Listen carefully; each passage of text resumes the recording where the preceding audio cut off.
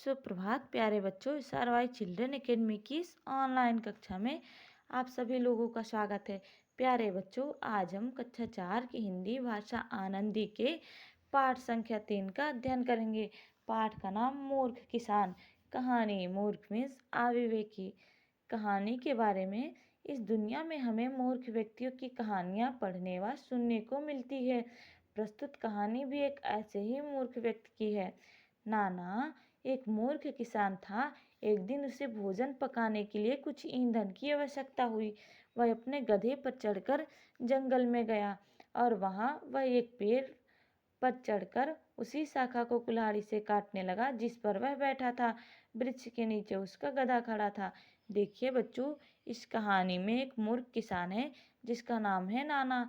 एक दिन वह भोजन पकाने के लिए जंगल में लकड़ियाँ काटने गया और पेड़ की उसी डाल को काट रहा था जिस पर वह बैठा था।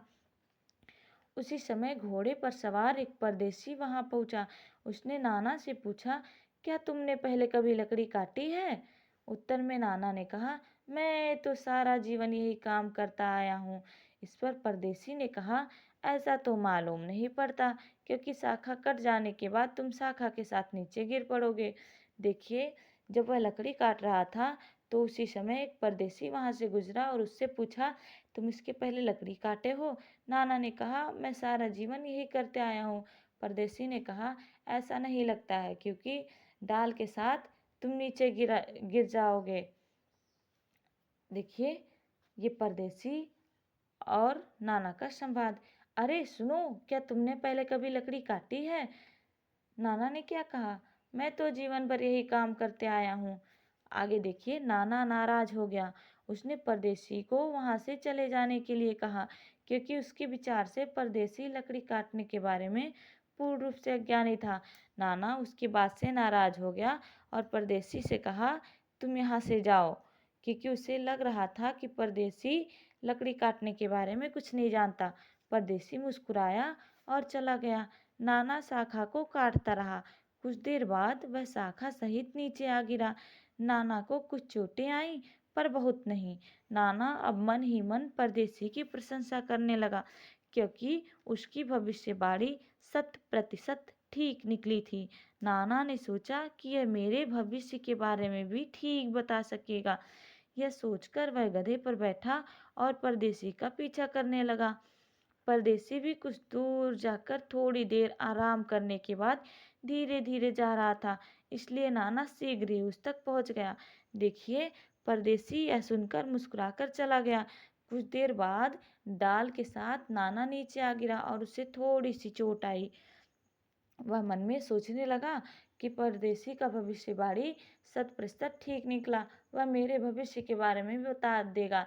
इसलिए वह परदेसी के पीछे पीछे उसे ढूंढने निकल गया और कुछ देर बाद उसे पा गया। नाना ने उससे कहा, मुझे विश्वास हो गया है कि तुम एक अच्छे ज्योतिषी हो। इस कारण मैं तुमसे एक दो प्रश्न पूछना चाहता हूँ। परदेसी ने पूछा, तुम्हें यह विश्वास कैसे हो गया है? नाना ने कहा, तुमने मुझे ठीक बताया था कि वृक्ष की शाखा समेत मैं जमीन पर गिर पड़ूंगा। यहाँ देखिए, नाना और परदेसी का संवाद। अरे तुम तो बड़े ज्योतिषी हो। परदेसी क्या करा, नहीं ऐसा कुछ नहीं है। देखिए, यह सुनकर परदेसी मुस्कुराया। वह समझ गया कि नाना बिल्कुल मूर्ख है। उसने कहा, मैं तुम्हारे एक प्रश्न का उत्तर देने को तैयार हूँ। नाना ने पूछा, बताओ मैं कब मरूंगा? परदेसी ने कहा, यह तो एक बहुत सरल प्रश्न है। तुम तभी मरोगे जब तुम्हारा गधा 3 बार छींकेगा।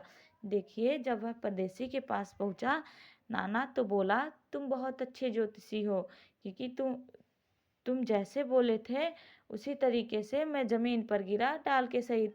परदेसी ने कहा, यह तुम्हें विश्वास कैसे हो गया?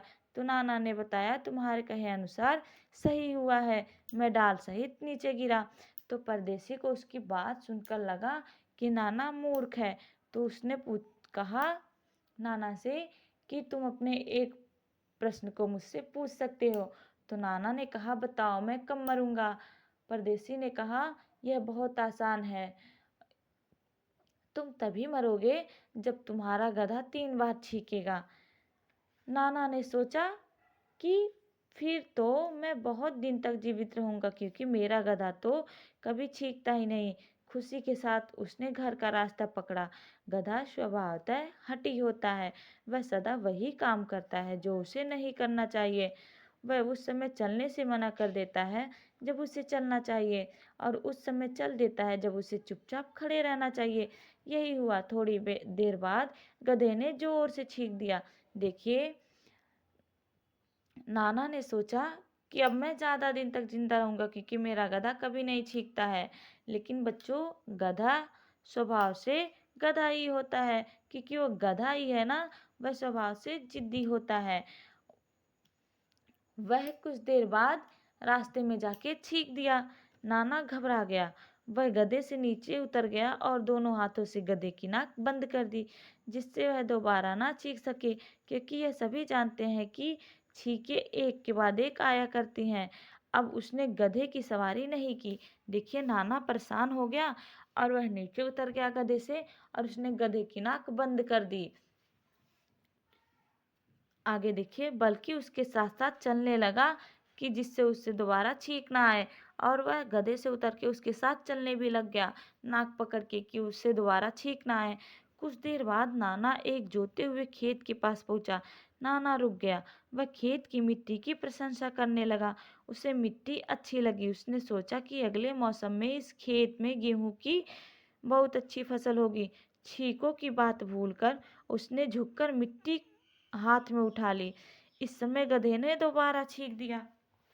अब देखिए आगे क्या होता है। कुछ समय तक चलते चलते नाना को एक जुता हुआ खेत मिला। वह खेत के बारे में सोचने लगा और छींकों की बात भूल गई, और उसने गधे की नाक छोड़ दी। इसी में समय पाकर गधे ने दोबारा छींक दिया। अब देखिए क्या हुआ। हताश होकर नाना ने अपनी टोपी उतार कर गधे के नथुनों में ठूस दी। वह रोकर कहने लगा कि यदि गधे ने तीसरी बार छींक दिया तो मेरी मृत्यु अवश्य ही हो जाएगी। उसे अब विश्वास हो चुका था कि परदेसी कोई जादूगर था, जिसने न केवल मेरी आने वाली मृत्यु की बात बताई, बल्कि वह अब मेरे गधे से छिकवा भी रहा है। ऐसा करने के लिए उसने गधे पर कोई जादू कर दिया है। देखिए, नाना बहुत परेशान हो गया जब गधे को दूसरी बार छींक आई, और वह अपने टोपी को निकालकर गधे की नाक में ठूस दिया।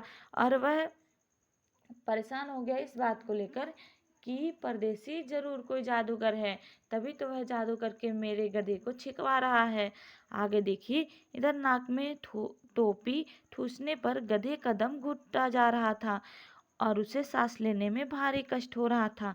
इस कारण उसने नाना पर पिछले पैर से जोर से लात मार दी। नाना दर्द के मारे कराहने लगा। उसने सोचा कि छींक रोकने का कोई दूसरा उपाय सोचना पड़ेगा, नहीं तो गधा तीसरी बार छींक देगा और मैं मर जाऊंगा। देखिए, जब उसकी नाक में, गधे के नाक में टोपी ठूसी गई, तो उसका दम घुटने लगा और उसने अपने पिछली पैर से नाना को जोर से लात मारा और नाना को दर्द होने लगा। नाना सोचा अब कोई दूसरा उपाय सोचना पड़ेगा इसका छींक बंद करने का, नहीं तो ये तीसरी बार छींकेगा तो मैं जरूर मर जाऊंगा। देखिए, अब की बार नाना ने दो छोटे गोल पत्थर जमीन से उठाकर गधे के नथुनों में ठूस दिए, जैसे कि जैसे किसी बोतल को कार्क से कसकर बंद कर देते हैं। नाना गधों की हठी स्वभाव से परिचित नहीं था। उसने जोर से छींक दिया और दोनों पत्थर उसके नथुनों से तेजी से निकलकर नाना के मुंह पर जोर से लगे। देखिए, नाना अब क्या किया। नाना ने दो गोल पत्थर उठाए और गधों के नाक में ठूस दिया। तब उसे लगा कि अब इसे छींक नहीं आएगा, ना मैं मरूंगा। लेकिन नाना नहीं जानता था कि गधा बहुत ही जिद्दी होता है। गधे ने जोर से छींका और पत्थर निकलकर नाना के सर पे लग गया। देखिए, नाना जमीन पर लेट गया और उसने अपनी आंखें बंद कर ली और सोचने लगा कि जब गधे ने तीसरी बार छींक दिया है तो मैं अवश्य ही मर गया हूँ। नाना को भविष्यवाणी पर पूरा विश्वास था। देखिए, जब गधा तीसरी बार छींका तो नाना जमीन पर लेट गया और वह सोचने लगा कि जब गधा तीसरी बार छींक दिया तो मैं अवश्य मर गया हूँ, क्योंकि नाना को लगा था कि परदेसी ने जो भविष्यवाणी की थी वो बिल्कुल ठीक की थी। है ना कितना मूर्ख व्यक्ति। Bye bye dear students.